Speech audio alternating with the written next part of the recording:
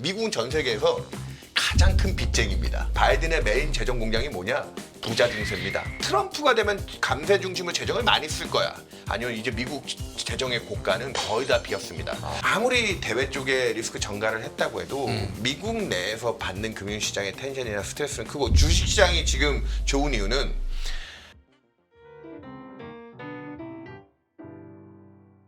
윤여삼 메리츠증권 채권 파트장과 함께하겠습니다. 어서 오십시오. 네. 안녕하십니까. 안녕하십니까? 네, 파트장님을 제가 방송을 뭐 많이 같이 해본 건 아니지만 오늘 유난히 좀 지쳐 보이시는 것 같아요. 아, 예, 오늘 전화도 좀 많이 받았고요. 이벤트 데이인데 원래대로라고 하면 오늘 조금 더 네. 채권 시장에 우호적인 재료가 나오지 않을까 기대들이 있었거든요. 예. 근데 오늘 생각보다는 그 선물이 없었다라는 약간의 실망은 있긴 했지만 그래도 네. 기조 자체는 잡고 간다는 측면에서 예, 오늘 뭐 그렇게 많이 충격이 있는 나쁘진 하루는 않았다. 아니었고요. 예. 이벤트 데이 치고는 생각보다 가격 변수들이 그렇게 많이 요동치지는 않았습니다. 네. 자, 그럼 자연스럽게 금통위 얘기로 그냥 바로 시작을 해봐야 될 것 같은데요. 네. 이제 그 얘기를 들어보면은 자신감도 조금 살짝 뭐 느껴지기도 하고, 그러니까 뭐 물가가 내려오고 있다. 예, 이런 자신감도 좀 있는 것 같기도 하고, 하지만 금리 인하 시점을 지금 하기는 조금 뭐 어렵다. 뭐 이런 여러 가지 뉘앙스가 느껴졌던 것 같아요. 어떻게 보셨나요? 예, 이게 지금 요번 늘 여러 가지 종합적인 변수들을 지켜봐야 되고, 지금 아까도 얘기하셨지만 2023년 1월 달 마지막 인상을 하긴 했지만 네. 3.5%라는 다소 높은 금리를 지금 1년 반 가까이 유지를 하고 있거든요.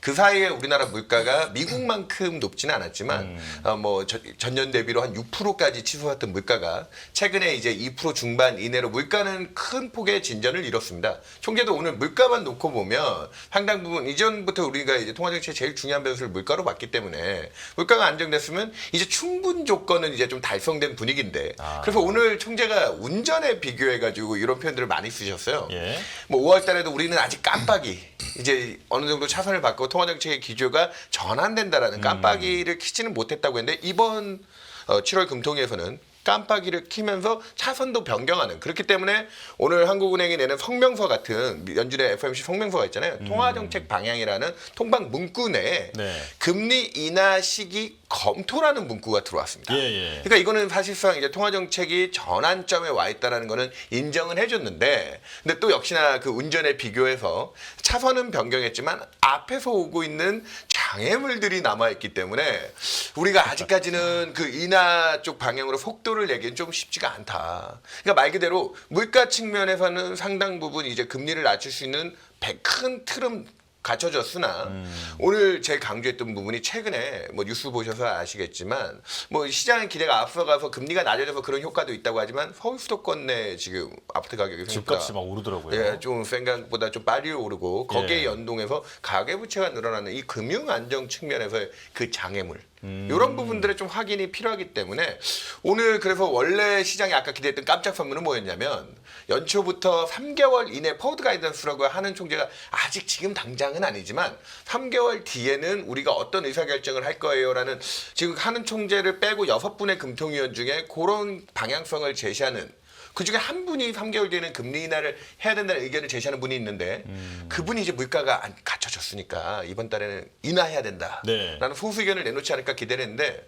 오늘은 그 소수 의견은 없었고 만장일치 동결이었기 때문에 그 부분이 다소 실망스럽고, 금리 인하 시기는 검토하지만 이렇게 되면은 이달에 당장 금리를 낮추자는 의견이 없었는데, 시장 일각에서는 이번 달 소수 의견과 8월 인하를 검토하는 시각들이 꽤 부풀어져 있었거든요. 네. 근데 8월 인하는 좀 힘들어졌다. 그런 정도가 오늘의 실망의 포인트.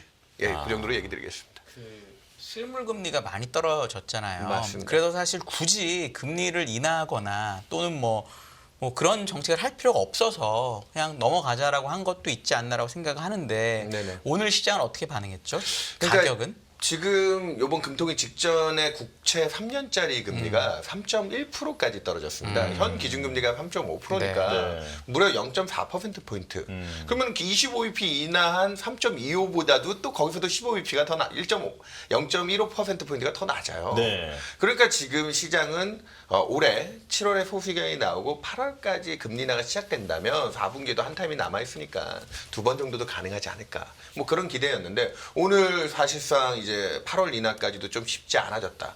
그러면 그 실망에 사실 금리가 좀 제법 많이 오를 법도 했는데 뭐 한 번 올해 연내 한 번 낮춰준다 해도 3.25까지밖에 안 될 거니까.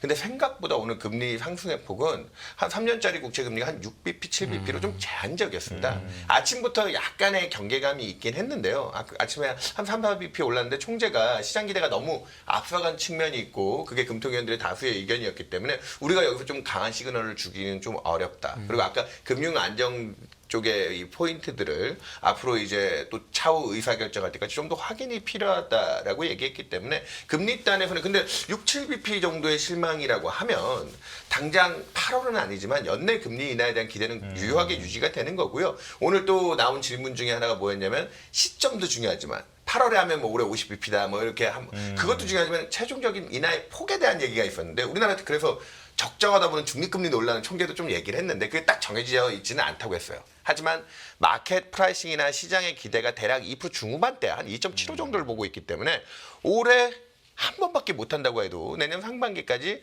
한 두 차례는 디폴트를 해주고 대략 2.75까지도 아직까지는 룸은 있을 거에 대한 기대가 오늘 생각보다는 소수견도 없고 8월 인하 기대가 희석됐음에도 금리가 그렇게 많이 오르진 않았다. 여전히 시장은 좀 금리가 그리고 또 채권 시장이 지금 수급이 좀 좋아요. 왜냐하면 지금 왜 우리나라가 지금 대체 투자라든지 부동산 경기가 좀 업황이 안 좋다 보니까 그쪽으로 갈 자금들이 대신 다시 정통 자산의 채권 쪽으로 많이 와 있어서 오늘처럼 이제 실망의 금리가 밀릴 이슈가 있으면 저희들 시장 용어로 밀림 사자라고 하거든요. 예. 뭐 그걸 영어로 뭐 라이언 인더 정글이라고 뭐 희화해서 얘기도 하는데 그런 식으로 좀 수급 대응도 있었기 때문에 오늘 금통위 실망감은 그렇게 크리티컬하지는 않았다. 네. 저는 그 금리 인하 그 시점에 대해서 사실 예전에 미국보다 한국이 먼저 내릴 수도 있다 뭐 이런 전망도 많이 있었는데 이번에 동결이지 않았습니까? 네네. 근데 이제 이창용 그 한국은행 총재 말에서도 금리 인하를 이번에 안 한 이유에 대해서 미국도 이제 안 내리고 있으니라는 이제 문구가 있더라고요. 네네. 자, 요거는 뭐 어떤 의미로 해석을 해야 할까요? 그러니까 이제 원론적으로 놓고 보면 지금 환율에 대한 부담이 분명히 있긴 하죠. 1380원대고 지금 5, 6월 달에 미국의 우리 연초만 해도 미국이 3월부터 금리 날 거다. 네. 아니면 그래도 6월 한 여름 정도에는 해주겠지. 근데 그 기대가 조금씩 미국 경제가 워낙 좋았고 물가에 대한 의심이 있다 보니까 지금은 이제 5, 6월 달에는 자칫 5, 6월 초까지는 올해 이러다가 두 번, 아니 한 번밖에 못하는 거 아니야? 뭐 이런 단계까지도 넘어갔었어요. 그때 미국채 10년 금리가 4.7%까지 상당히 레벨을 높이기도 했고요. 근데 네. 지금은 다시 미국의 물가가 생각보다는 오늘 밤에도 또 확인해야 되겠지만 5월 달부터 좀 안정되는 모습을 보여줬고 고용 지표도 그동안 좀 과대 계상돼 있다. 여기 저랑 같이 출연하는 문홍철 팀장이 늘 강조해서 설명을 자주 드렸던 것 같은데 그런 쪽에 대한 파월 의장이 어제 의회 연설 같은 데 가서 인정을 해주면 그런 미국 쪽 통화 정책에 대한 부담은 좀 빠지긴 했어요. 근데 우리가 환율이 아직까지는 좀 고환율이 유지되는데 그런데 총재가 옛날부터 얘기했다시피 변동성이 그렇게 크진 않았거든요. 오늘도 금리 많이 안 올랐지만 외환시장이 금리 동결한다고 해서 그렇다고 원달러 환율이 많이 떨어졌느냐. 전일 대비 5원 아침에 어떻게 파월 의장의 도비시한 발언에 한 2, 3원 떨어지면서 출발했거든요. 그래서 오늘 1370원대 겨우 진입하긴 했지만 환율 측면에서 저는 미국보다 우리가 금리날 우리보다 지금 외환시장의 취약성 우리 바로 옆에 있는 뭐 최근에 일본 여행 네. 안 갔다 오셨습니까? 요즘에 많이들 가죠. 애니 올해만 해도 우리나라가 한 8% 정도 절하되는데 일본은 한 10 몇 프로가 지금 절하돼 있거든요. 그리고 그 외 동남아시아 국가 중에도 한국보다도 외환의 취약성이 있는 나라도 많고요. 그래서 저는 무슨 생각이 드냐면 분명히 우리가 미국보다 먼저 우리의 사정이 있다고 하면 먼저 할 수 있는 건 총재가 이전부터 아까 뭐 그냥 원론적으로도 인정을 해왔지만 지금은 환율의 레벨이라든지 금융시장의 변동성을 측면을 봤을 때 미국 거 확인하고 미국도 지금 멀지 않은 것 같잖아요. 예. 그리고 우리가 액션을 취하는 것 자체가 편하겠죠. 그런 측면에서의 좀 대응 그러니까 저는 그게 금가옥전은 아니라고 봅니다. 분명히 우리가 뭐 내수 경제에 대한 크리티컬한 문제라든지 하는 생각한 것보다 경제에 대한 부담이 컸다고 하면 그러면 우리가 지금 미국보다 먼저 인한 주요국들이 나오고 있잖아요. 예. 사실은 우리도 그럴 수 있지만 지금은 우리 올해 2% 중반대 오늘도 이제 기존에 5월달에 제시했던 성장률 경로에서 그렇게 크게 많이 어긋나는 것도 아니고 그러니까 금융 안정 측면에서 좀 더 신중성을 좀 보고 할 정도 여유는 있다. 저는 그게 오히려 환율 쪽 포커스보단 그 총재도 그래서 오늘 제일 많이 얘기한 게 금융 안정 쪽이었어요. 예. 알겠습니다. 저희 PT 갖고 오신 거 있는데 미국 얘기로 시작하더라고요. 이 얘기 네네. 좀 이제 해주시면 어떨까요? 이만 미국 보면 우리나라도 답이 나올 거니까. 네네. 네. 첫 제목이 Everybody Happy의 물음표에 보이는 것이 다가 아니다. 이게 무슨 뜻인가요? 일단은 지금 많은 분들이 저는 이 소제목, 파트 제목을 썼을 때 보이는 게 다가 아니다. 미국 하면 지금도 경제가 굉장히 좋다고 많이 잘 알고 나간다는 계시잖아요. 인상이 강하죠. 예. 그리고 실제로 갔다 오신 분들도 보면 미국 경제 좋던데라고 얘기를 하세요. 근데 저는 요 근래 드는 고민 중에 하나가 뭐냐면 최근에 미국 고용 지표가 조금 탄력이 좋고 실업률도 올라왔다고 하지만 아직까지 미국 고용이 그렇게 크리티컬하지는 않습니다. 근데 아시는 분들은 아시겠지만 올해 2분기부터 미국의 소매 판매 중심으로 소비 데이터들이 좀 탄력이 먼저 빠져요. 저는 원래 인과관계를 생각하면 타이트한 노동 여건 때문에 사람들이 일자리가 계속 많이 늘었고 늘어난 일자리에 임금 소득이 안정되니까 그게 소비가 잘 돌아간다. 그게 지금까지 미국 경제의 선순환을 설명하는 논리였는데 근데 지금 고용 지표에 크리티컬 타격도 없이 미국 소비가 2분기부터 탄력이 줄어요. 저는 여기에 대해서 예전부터 인포맥스 여기 연합뉴스 경제TV 출연하면서 계속 강조드렸던 것 중에 하나가 뭐냐면 지난 2년간 바이든 행정부가 연준의 긴축 이면에서 막대한 재정 격차 기반으로 재정 정책의 부스팅이 상당히 힘이 컸었고 그게 지난 6분기 동안 미국 성장률의 기여도가 0.7% 이상 사실 팬데믹 이전까지 미국 재정이 성장의 한 0.2% 정도를 책임졌거든요. 그 상당히 강한 힘이었습니다. 그리고 그 힘이 지금 올해도 미국 경제가 좋고 그러다 보니까 세수가 많이 늘다 보니까 미국 경제 탄력이 조금씩 빠지기 시작하면서 저는 지금 이미 고용지표 타격이 없음에도 불구하고 미국 소비가 좀 둔화되는 건 이 재정 정책에 대한 힘. 올해 선거가 있는데 재정 정책이 그렇게 쉽게 브레이크를 잡겠어요? 얘기를 하시는데 네. 제가 이전에 와서도 보여드렸던 그림 중에 하나인데요. 일단 이 5페이지의 왼쪽 그림 하나만 봐주시면 제가 뭐 소제목은 아까 보이는 게 다는 아니다라고 했는데 거기에서 좀 이전에 지나갔던 지금은 이제 잘 보이지 않지만 잊혀진 사건 하나를 얘기 드리겠습니다. 이게 뭐냐면 미국이 갑자기 22년에 균형 재정에서 재정 적자를 줄이겠다고 하다가 22년 하반기부터 재정 적자를 확 늘려서 이 성장의 기여도 보시면 아까 얘기 드렸던 팬데믹 이전보다 확 늘렸는데 이 이전에 사건이 뭐가 있었냐? 22년 상반기에 많은 분들이 잊고 계시더라고요. 미국이 2분기 연속 마이너스 성장을 찍은 적이 있습니다. 예. 미국 경제는 마냥 좋았을 거라고 생각하고 계시잖아요. 근데 저희 같은 전문가들이 22년 1분기에는 미국 성장률이 마이너스가 나온다는 걸 대부분 예측했어요. 왜? 21년 보시죠. 21년 미국 성장률이 그러니까 분기를 연율화해서 미국은 발표해서 요것만 단순 합쳐도 6%가 넘는 매우 높은 성장이었어요. 팬데믹 이후에 막 정책 효과가 가장 크게 들어왔으니까. 예. 그래서 미국 정부도 우리 이 정도까지 그로스 끌어올렸으니까 22년부터 우리 정부가 돈 덜 쓸 거야. 연준이 주요국 중앙은행 중에 긴축이 제일 늦었지만 언제부터 금리 인상했죠? 22년 3월부터 금리 인상했습니다. 그러니까 21년에 워낙 높은 성장에 대한 기저 효과와 거기에 이제 경제활동이 좋았으니까 재고가 쌓이는 재고 소진도 들어올 거고 그 정책들이 다 빠지고 있었죠. 그러니까 22년 1분기는 마이너스 그로스가 나올 거다. 근데 그때 시장이 예측하지 못했던 충격은 뭐냐? 2분기가 마이너스가 나올 거라고 생각하는 사람들은 별로 없었어요. 그러자마자 바이든 행정부가 택한 선택은 뭐였다? 재정 적자를 확 늘리기 시작하면서 약간은 연준은 물가 잡겠다고 긴축을 하는데 네. 정부는 돈을 쓰면서 이 부양을 해왔고 이 힘이 상당 부분 지금 여기 6페이지의 오른쪽 그림으로 연결되는데 저는 이 얘기를 드리고 싶은 게 올해 선거가 남아있기 때문에 아까도 지금 인위적으로 재정에 끌고 왔던 힘이 계속 유지될 거다라고 기대하시는 분 많고 지난주에도 미국 대선 토론 딱 끝나자마자 트럼프가 우위라는 그 입증이 평가가 되자마자 나오죠. 예. 미국 금리가 급등을 했어요. 뭐 한 2영업일 동안 거의 한 15bp 이상 팍 튀어 올라갔는데 트럼프 리스크. 왜냐하면 트럼프가 대통령이 되면 또다시 트럼프는 감세 중심으로 재정을 많이 쓰게 될 거고 그에 따르는 그 부담이 미국 경제에 타격을 줄 거다. 근데 저는 트럼프라고 용 빼는 재주는 없을 거다. 이 오른쪽 그림이 뭐냐면 미국 정부가 1년에 내야 될 이자 부담액입니다. 현재 얼마냐? 되게 상징적인 숫자죠. 1조 달러를 돌파했습니다. 이자가요? 예, 이자만 미국 정부가 써야 될 비용이 1조 달러인데 미국 앵커님 혹시 미국에서 단일 정부가 쓰는 세출 중에 네. 품목 중에 뭐가 제일 크게 미국 정부가 돈을 쓸 것 같으세요? 단일로는? 저 잘 모르겠는데. 미국 연방 세입이 1년에 한 몇 조 달러 안 돼요. 네. 그렇기 때문에 이자 비용 1조라는 건 매우 큰 비중이 될 수밖에 매우 없습니다. 큰 비중이고 단일 세출 중에 제일 큰 건 미국은 국력이 국방비가 1조 2천억 달러거든요. 예. 그 다음으로 이자 부담액이 목전에 차 있는데 제가 이 그림에서 이 점선으로 지금 1.6이라고 써 있는 숫자가 있잖아요. 이게 뭘 가정한 거냐? 만약에 연준이 올해 금리를 하나도 안 내려주잖아요.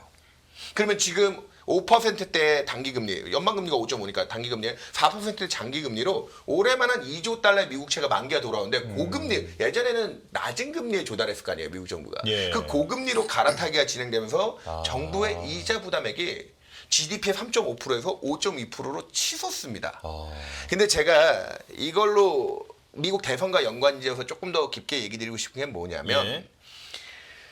지금 미국이 역사상 미국 정부가 소득 자기네 GDP 대비 이자 부담을 제일 많이 냈던 시기가 언제냐? 왼쪽 그림에 보시면 1980년도였습니다. 1980년도 정부 부채 얼마입니까? GDP의 30-40%밖에 안 됐거든요. 근데 그때 당시에 미국의 기준금리, 연방금리가 얼마였는지 아세요? 볼거 총재 있을 때? 무려 20%였습니다. 왜냐? 오일 쇼크가 나면서 그때 미국에 엄청난 긴축을 했는데 그 이후로 40년 동안 금리가 떨어졌어요. 아, 네. 그때 5.2% 소득 대비 이자 부담을 냈는데 그러면 올해 연준이 금리 안에서 5.3%나 그때 5.2%나 비슷한 숫자잖아. 아니요, 근본이 다르죠. 그때는 원금이 30%밖에 안 되고 네네. 지금 원금이 GDP의 100%입니다. 그리고 가격 변수로 조정할 수 있는 금리의 룸이 아까도 40년 동안 떨어질 정도의 룸이 있었는데 그래서 그때 이자 부담은 걱정을 안 했던 거예요. 금리만 안정화되기 시작해도. 네네. 근데 지금은 금리는 5%대에서 조정할 수 있는 룸이 굉장히 제한적입니다. 제가 왜 이걸 디테일하게 오늘 여기 이 방송에 나와서 얘기를 하냐면 네. 트럼프가 되면 감세 중심으로 재정을 많이 쓸 거야. 아니요, 이제 미국 재정의 고가는 거의 다 비었습니다. 바이든은 최근에 미국의 그 재정 관련된 정책 메인 정책으로 들고 나오는 게 뭐냐? 작년까지 그 재정 적자를 많이 갖다 쓰면서 지방 소득세 중심으로 한 4천억 달러 그걸 미국 가구당으로 환산했더니 우리나라 연말정산 받을 때 한 2천만 원씩 꽂아준 거더라고요. 그리고 미국이 사실 작년에 그런 정도의 정부의 지원을 받고 소비가 되게 좋았던 힘이 있었는데 올해는 우리나라도 지금 금투세 가지고 되게 논란이 있고 네. 걱정 많이 하잖아요. 바이든의 메인 재정 공략이 뭐냐? 부자 증세입니다. 대략 작년에 썼던 그 감세, 중하위층의 지방소득세 감세를 3천억 달러 정도 부자 증세. 왜냐면 미국 증시나 자산 가격이 좋잖아요. 네. 트럼프가 되면은 그러면은 그 바이든과 정반대로 갈 거야. 아, 저는 생각보다 트럼프는 굉장히 합리적인 사람이라고 생각합니다. 이게 정부 부채 얘기 나올 때마다 제가 꼭 여쭤보는 건데 네. 미국은 돈을 찍잖아요. 이것만. 그리고 80년대는 근본위제에 아직 그 기억이 남아 있어서 QE를 쓴다는 거에 대해서는 그 누구도 상상하지 못했는데 2008년에 버냉키라고 하는 저는 상당히 천재라고 보는 그 아저씨가 나와가지고 재정 안 쓰고 QE 하면 아무 문제 없다라고 해서 진짜 문제가 없었잖아요. 네. 그냥 계속 연준에서 사주는 걸로 뭐 일본보다도 부채 훨씬 적은데 그러면 문제가 아닌 거 아니에요? 그러니까 그러면 통화 정책이 완화적으로 들어와야 되는데 저는 그렇게 됐을 때는 지금 재정이 무리한 확장보다는 재정 쪽에서는 지금 절대 이제 미국채를 누가 사주느냐에 대한 논란도 있잖아요. 사실. 그러니까 연준이 사주냐 안 사주냐가 문제가 되는 거죠, 그러면? 그렇죠. 네. 그러니까 통화 정책이 그렇게 완화를 들어가서 금리를 잡아줄 정도의 환경은 사실 경제적인 타격이 있을 때나 좀 가능한 건데 인위적으로 지금 좋은 경제를 더 좋게 만들기 위해서 그걸 쓴다. 그러면은 최근에 미국에서 가장 그러니까 이슈된 것 중에 하나가 금 가격하고 비트코인에 대해서 미국 정부 부채랑 비교하는 시각도 있어요. 그러니까 미국은 기축통화 국가이기 때문에 일본보다 더하다. 근데 일본은 순채권국이라고 하는 우리 자기네들이 갚아야 될 빚보다는 자기네들이 받아야 될 순대외자산이 2조 달러가 넘잖아요. 미국은 전 세계에서 가장 큰 빚쟁입니다.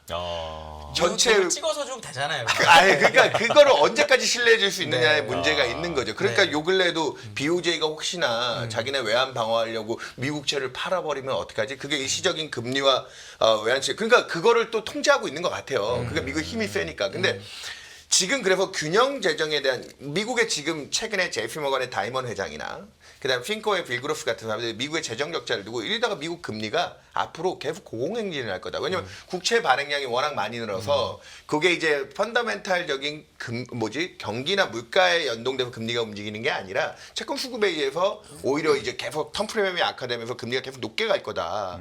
그렇게 전락하지 않으려면 IMF조차도 2029년까지 GDP 대비 재정 적자를 지금 7에서 8%까지 했었잖아요. 그거를 3% 이내로 줄이지 않으면 미국 국채 신뢰성 펀지로 빠질 수도 있다. 이건 어떻게 보세요? 그러면은 지금 미국채 금리가 10년물이 한 4.3쯤 되잖아요. 네네. 근데 연준이든 누구든 생각을 해서 장기 한 10년을 봤을 때 네. 금리가 한 2%까지 떨어질 거라는 아주 강한 신뢰를 주면 네. 아무리 나중에 뭐 문제가 생긴다고 해도 장기물을 4에서 2까지 먹으면 엄청난 리턴이 있잖아요. 캐피탈 게인으로. 그렇죠. 그래서 채권 수요가 발생하게 만드는 방법은 없을까요? 그러니까 좀 과하지만 이건. 그거는 인위적으로 미국이 갖고 있는 뭐 통화 정책의 방향성만 가지고 얘기를 한다. 그러면은 그렇게 하는 과정에서 네. 과잉 유동성이 이번처럼 발생하게 되면 그럴 가능성도 있죠. 인플레이션이라는 요번에도 우리가 이렇게 높은 인플레이션을 걱정하지 않았잖아요. 재정을 안 쓰고 통화로만. 그러니까 그럼 인플레이션 안 나올 수 있다는. 그러니까 저는 그래서 재정 정책이 이제 정신을 차릴 때가 됐다. 재정은 안 쓰고. 그러니까 네. 이제 그래서 저는 연준이 내년까지 150 아니 175도 금리를 낮춰주는 게 그 앞에 선결 조건으로 지난 2년간 무리하게 썼던 재정 정책 지금 뭐 아까 다이먼 회장이나 뭐 빌그로프 얘기도 했지만 이제는 미국 정부가 지금 무리하게 인위적으로 부스팅했던 그 부분은 좀 힘을 빼야 된다는 거거든요. 사실은 네. 거기서 힘이 빠지면 그걸 자연스럽게 대체하고 들어와야 될 부분이 뭐냐? 통화정책 완화 쪽이고요. 네. 그리고 제가 여기에 연결지어서 방금 했던 얘기가 있으니까 네. 요 7페이지의 가운데 그림 이전에도 와서 얘기 드렸는데 분명 미국 정부 부채만 놓고 생각해 보면 방금 한 의원님이 얘기하셨던 쪽에서 대응을 하면서 미국 정부 부채 뭐 금리만 조금 컨트롤할 수 있겠지. 미국 정부에 대한 신뢰성은 전 세계에서 제일 안전한 자산이니까. 네. 하지만 미국에서도 지금 여기 나와 있는 게 미국의 카드론 금리거든요. 미국의 전체 소비자 신용이라는 컨슈머 크레딧 일반 우리말로 하면은 신용 대출이죠. 그 신용 대출이 대략 미국 전체 가계 부채의 30%가 넘는 6조 달러 정도가 됩니다. 그 중에서 2조 달러 가까운 금액이 리볼빙 변동 금리고요. 그러다 보니까 미국의 지금 카드 연체율이 30일 이내 연체율이 한 9% 정도 수준까지 이번 1분기에 올라왔더라고요. 이게 높은 거야? 예, 오른쪽 끝그림에 나와 있지만 2008년 금융위기 때 14%였습니다. 이미 카드사들의 대손 상각률이 5.7%? 이것도 2008년 금융위기 때 9%의 절반을 뛰어넘고 있거든요. 그러니까 제가 요거와 맞물려서 또 하나 8페이지 오른쪽 그림 보시면 요 근래에도 또 이슈가 우리도 지금 민감도가 있는 건데 네. 상업용 부동산 2월 달에 뉴욕 커뮤니티 뱅커프 이슈 있을 때만 해도 우리가 조금 걱정했다가 미국의 지금 주택 가격도 올라요. 왜냐? 미국 경기가 좋고 뭐 아직까지 저금리에 차입했던 사람들이 뭐 그거 버티면서 지금 주택 가격, 주택 거래를 안 하고 있기 때문에 왜냐면 절에 차입했으니까 함부로 집을 안 팔고 있어서 미국 주택 공급이 지금 되게 타이트해요. 그래서 주택 가격이 오르면서 그래서 미국 부동산 시장 큰 문제 없는 거 아니야? 근데 지금 올해만 미국 상업용 부동산이 총 대출이 3조 달러가 나가 있는데 기초자산인 만기가 1조 달러 3분의 1이 도래합니다. 근데 그게 2, 3년 전만 해도 그 상업용 부동산이 그들한테는 펀딩 커스트, 우리한테 투자 수익률이 얼마냐면 5에서 7%였거든요. 지금 아무리 싸게 구해도 얼마냐? 10% 이하로 못 구합니다. 근데 이게 지금 롤오버에 대한 리스크가 되게 커지고 있거든요. 그래서 제가 아까 한 의원님이 미국 정부 국채만 가지고 연준의 금리 인하에 대한 신뢰만 가지고 들어간다고 하면 그쪽 부분 미국 국채에 대한 신뢰성이 있기 때문에 거기에 관련된 부분은 조금 더 컨트롤할 수 있지만 이쪽은 민간 분야의 이 저신용 영역은 지금 고금리에 대한 피로도가 좀 꽤 많이 쌓여 있고 그리고 이쪽에 대한 부채는 지금 당장 롤오버 리스크가 올해 뒷담부터 내년 사이에 꽤 많이 집중돼 있거든요. 그렇기 때문에 저는 생각보다 지금 재정 정책의 서포팅보다는 금리에 대한 버든 재정은 이제 지난 2년간 미국 성장률 예상보다 많이 뛰어났잖아요. 그 올해 선거 끝나고요. 선거 끝나면 제가 마지막으로 또 하나만 더 첨언하면 저번에 와서도 얘기 드렸던 것 같은데 역대 미국 대통령들이 2번을 하잖아요. 미국은 초임, 재임이 있는데 예. 그때 와서 얘기 드렸던 것 같아요. 언제 돈을 많이 쓰겠습니까? 초임 때 돈을 많이 쓰겠습니까? 재임 때 돈을 많이 쓰겠습니까? 압도적으로 초임 때 많이 씁니다. 맞습니다. 재임 역사적으로, 때가 네. 초임 때 절반 정도 평균 수준밖에 안 나와요. 왜냐면 초임 때 잘 보여야 2번 해먹을 거 아니에요. 그렇죠. 예. 근데 바이든이든 트럼프든 누가 돼도 이번엔 재임이라는 거죠. 그리고 또 공화당이 전통적으로 작은 정부를 평원, 민주당이 좀 더 돈을 쓰자는 쪽이고 공화당은 작은 정부를 추정하는 쪽인데 하원은 공화당이 지금 우세하잖아요. 그럼 트럼프가 대통령이 돼도 이런 재정 여건과 민간 신용 쪽에 대한 부담을 생각하면 저는 지금은 재정 정책에 무리한 재정 정책이 지난 2년간 미국 그로프 띄워놓고 그게 물가 떨어지는 거나 채권 공급량을 늘려서 금리에 대한 스트레스를 많이 줬잖아요. 그럼 자연스럽게 재정을 멈추면서 지금은 이쪽에 대한 연착륙 그쪽에서 통화정책이 그걸 대체하고 들어오면서 어느 정도 지금 고도 긴축을 한 영역의 김을 좀 빼줄 때가 됐다. 금리 차원에서. 그렇죠. 그래서 저는 요 그림까지 마지막으로 보여드리고 싶은데 네. 이 10페이지의 왼쪽 그림이 제가 추정해도 똑같이 그림이 그려지는데 아카데믹하게 라우와 윌리엄스 모델이라고 해서 장기적인 성장과 물가 추세로 적정한 중립금리를 추산하는 방법이거든요. 이거 기준으로 추정해내면 조금 요게 80년도 이후로 나와 있지만 요게 지금 지금 이 레벨이 얼마냐면 대략 3% 초반대입니다. 80년대 이후 보세요. 이 적정금리 수준 대비 이 실제 연방금리가 초과했던 레벨을 보면 이번이 80년대 이후 두 번째로 강한 긴축이라는 거예요. 5%대 연방금리가 미국 역사상 그렇게 높은 수준이 아닌데 근데 적정금리하고의 괴리차를 놓고 보면 지금 미국 금리는 2년간 재정이 서포팅을 안 해줬으면 미국의 그로스가 그리고 우리 주식시장도 거기서 사실은 그 정부가 쓴 돈으로 사실 좀 상당 부분 파티를 할 수 있었던 거죠. 예. 연준은 긴축을 했어도. 저는 그 부분에 이제 바통 터치가 이루어질 때가 됐다. 정부는 이제 좀 균형을 찾고 통화 정책이 긴축의 김을 빼면서 이런 부채들의 연착륙을 끌어낼 때가 됐다. 그래서 저는 9월에 미국이 금리 인하를 시작하되 내년까지 마켓이 기대하는 게 대략 분기에 한 번씩 해서 한 150bp 정도까지 낮추는 걸 기대하더라고요. 저는 거기에 플러스 한두 차례 정도는 더 낮출 수 있는 정도의 내년도에는 3%대 연방금리를 볼 수 있지 않을까. 그 부분이 이제 우리나라 통화정책도 오늘 아까 금통위 얘기하다가 들어왔지만 우리나라도 미국이 한 150bp 정도 낮출 수 있으면 미국보다 우리가 금리를 낮출 수 있는 우리는 중립금리 2% 중후반대 보니까 미국보다 경기가 심각한 침체가 어려움이 없다고 하면 낮출 수 있는 룸이 제한적이긴 해요.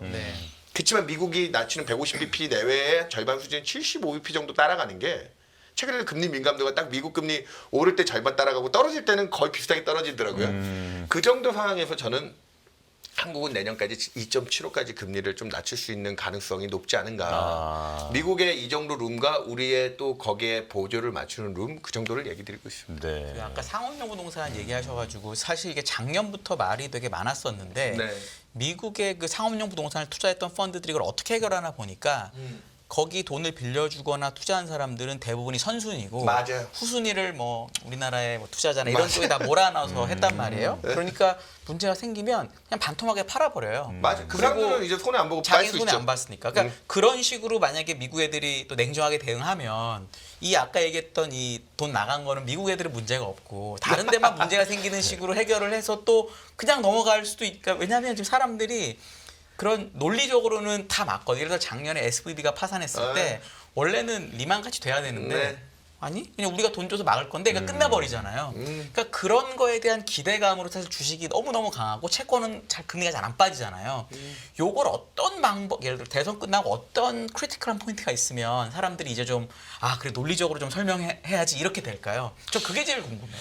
그러니까 방금 한의원님도 얘기했지만 제가 좀 디테일을 까보니까 아까 얘기했다시피 우리나라 지금 우리나라만 놓고 보면 제가 다른 나라까지 다 점검하지는 못했어요. 네. 근데 미국 상업용 부동산 기초 대출 그 3조 달러 내에 우리나라도 분명히 투자가 들어갔을 텐데 네. 우리나라가 지금 나가 있는 감독원이 감독하는 증권, 은행, 보험 운용사들이 대략 작년 3분기 기준 56조 원이 나가 있더라고요.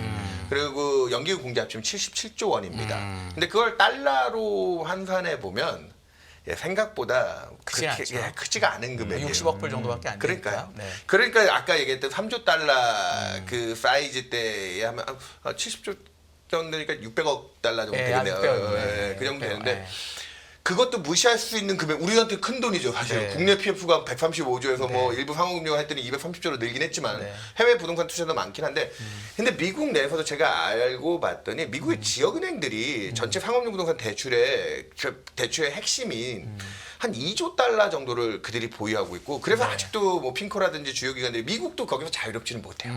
미국도. 그래서 저는 지금 미국이 거기에서 이제 그런 손실이라든지 리스크 해지들을 또 주변으로 많이 퍼뜨렸다. 우리도 거기에 엮여 있고 네. 그렇긴 하지만 미국도 이 만기 롤오버 리스크가 돌아왔을 때 저는 파월이 어제 했던 말 중에 제 기억 청문회에 가서 했던 말 중에 우리에게 이제 리스크는 고물가만 있는 게 아니다라고 했는데 그게 고용의 과대 계산 아니요. 일부 연준 스태프들은 지금 미국의 하이힐드 레버리지론 중심으로 저신용 기업들이 나간 부채들이 앞으로 이제 하이힐드는 고정금리라서 그나마 괜찮은데 레버리지론으로 차입한 애들 걔네들은 변동이거든요. 미국에 그래서 지금 경기가 좋음에도 불구하고 생각보다 망하는 기업들이 많다고 제가 네. 예전부터 나와서 얘기 드렸는데 그런 리스크까지 생각해 보면 아무리 대외 쪽에 리스크 전가를 했다고 해도 미국 내에서 받는 금융시장의 텐션이나 스트레스는 크고 주식시장이 지금 좋은 이유는 주식시장 방금 얘기했다시피 그런 위험 요인들이 전가가 많이 돼서 미국 내에서 깨진다는 것보다는 지금은 제가 옛날에도 표현 썼던 게 있는데 재정이 띄워준 좋은 펀더멘탈 여건에 금리 인하라고 하는 유동성 공급이 실제로 액션하기 전까지는 지금 원래 금융시장의 제일 속성이 그거잖아요. 기대. 네. 그 두 기대가 원래 두 개를 공립하기 쉽지 않거든요, 사실은. 유동성이 확 풀려서 경기를 이제 띄우는 단계에 들어가든지, 아니면 경기가 좋을 때는 긴축 여건 때문에 유동성에 대한 기대가 없든지. 근데 두 개가 다 좋아요, 지금. 그게 지금은 미국 중심으로 자산 가격들이 신고점 기록하는데 많은 도움을 주지만, 저는 제일 고민해 봐야 되는 게, 연준이 진짜 금리 인상 할 때쯤 되면은, 인하할 때쯤 되면, 금리 인하했다고 이제 유동성 여건이 좋아졌으니까 본격적으로 이제 더 투자합시다. 아, 그러지 못할 수도 그게 있다. 아니라 뭔가 이상하다라고 판단할 수 있다는 거죠. 전 그 부분이 올해 뒷단에서 투자 스킴에서 가장 중요한 포인트가 될 것 같고, 금리 인하가 시작할 때부터 누구는 순환매 얘기도 하시더라고요. 왜냐하면 지금 미국 주식, 우리나라도 마찬가지지만 너무 압축해서 가다 보니까 진짜 가는 말만 가는, 맞아요. 그것도 압도적으로 빨리 달리고 있잖아요. 그러니까 그거에 대한 포커스를, 그러면 금리 인하 낮추게 되면 그동안 좀 속된 표현으로 쩔어있던 쩌리들이 조금 그쪽으로 매기가 돌면서 좀 네. 좋아지지 않을까. 근데 미국이 아까도 제가 중립금리 레벨 보여드렸지만 내년까지 진짜 200bp를 인하해서 3.5%까지 금리를 낮춰주면 그 쩌리들이 투자를 확대하고 좀 더 그 수익을 얻을 수 있는 기회의 발판이 될 수 있을 정도의 완화적인 금융 환경일까요? 그건 안 돼. 그러니까 어차피 높으니까 3.5도. 그래서 저는 연준이 금리 인하했을 때부터 지금의 압축 장세가, 저는 주식 전문가는 아닙니다. 하지만 유동성의 측면에서 그 속성을 생각해 보면 그때쯤 되면 시장이 더 그쪽으로 쏠림 현상이 심화되지 않을까. 저는 그런 부분도 좀 내심 걱정한다. 그래서 지금 투자자분들이 요즘에 뭐 미국 증시에서는 익실현을 고민하는 분들이 좀 생기세요. 익실현. 그러니까 그동안 오른 것도 너무 많고 좀 불안한 거예요, 이제.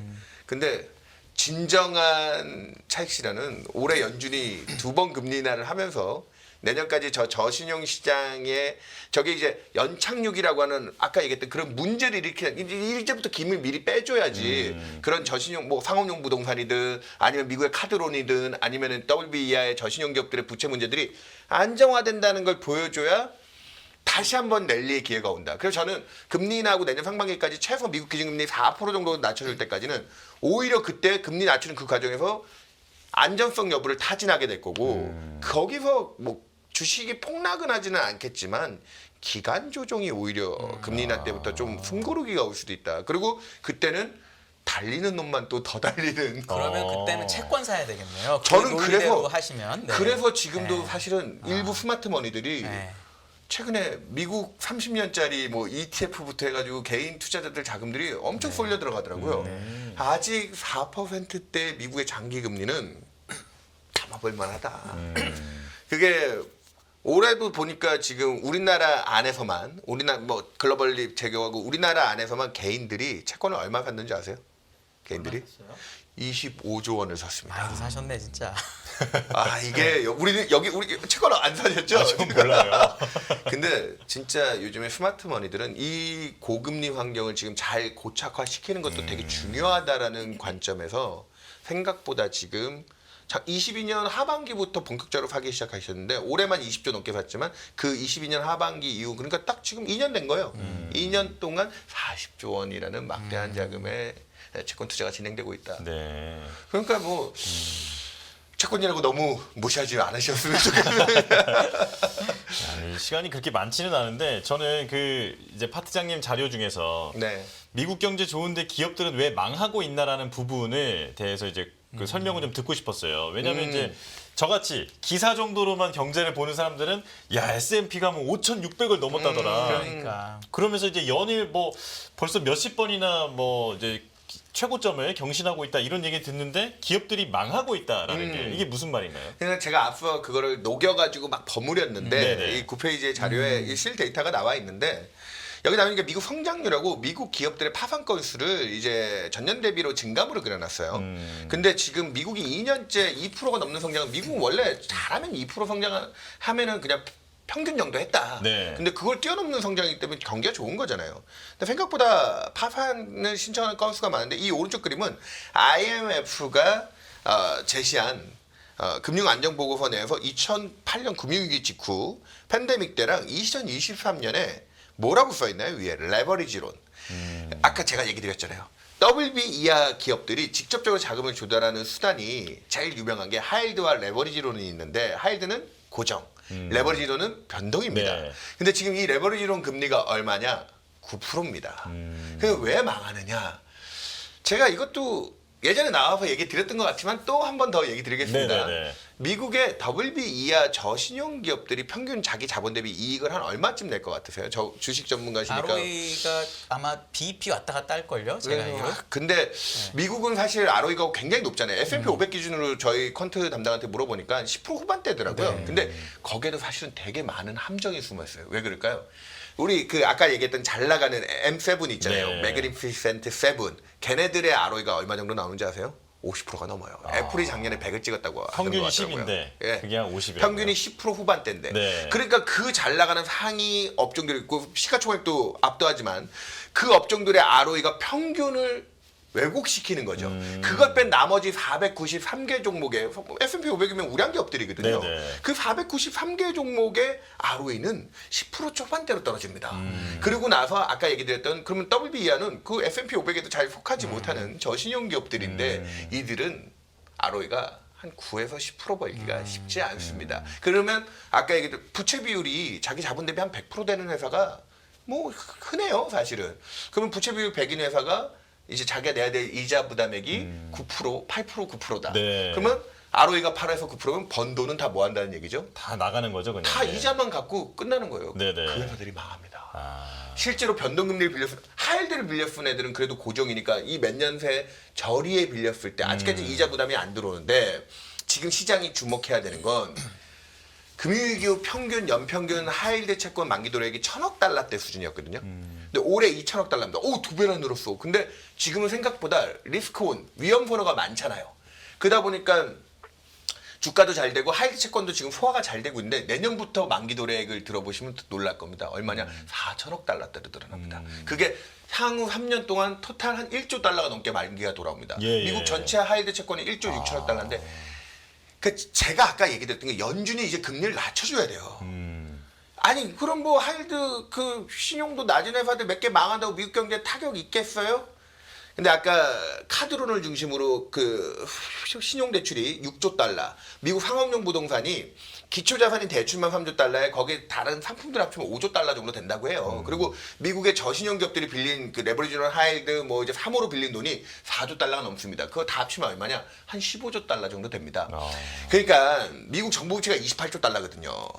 이 15조 달러는 미국 전체 가계부채 수준하고 피카피카 하는 수준이에요. 이건 이건 레버리지를 쓴 게 아니고 뭐 이게 2008년 금융위기 때처럼 금자금융 같은 걸로 뭐 큰 사달이 나겠냐.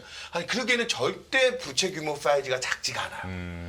그래서 제가 이거를 계속 여기 나올 때마다 한 번씩 계속 주제에서 얘기 드리는 게 연준이 금리를 왜 미국 경제가 좋은데 굳이 낮춰야 되느냐. 파월 의장이 얘기했던 이제 고물가만 리스크가 아니다. 이 부분을 올해 뒷단에서부터는 여러분들이 좀 주목하셔야 되고 그것 때문에 연준이 금리 날 때 상당 부분 금리 났으니까 주식시장 더 좋아해야지. 아니요. 이런 부분에서의 노이즈들을 잘 점검하고 가야 될 거다. 저는 그렇게 얘기 드리겠습니다. 그 아까 파산하는 기업이 많아지는 부분이 이제 그 금액이 있잖아요. 근데 보통 일반적으로 그 뭐라 그러죠?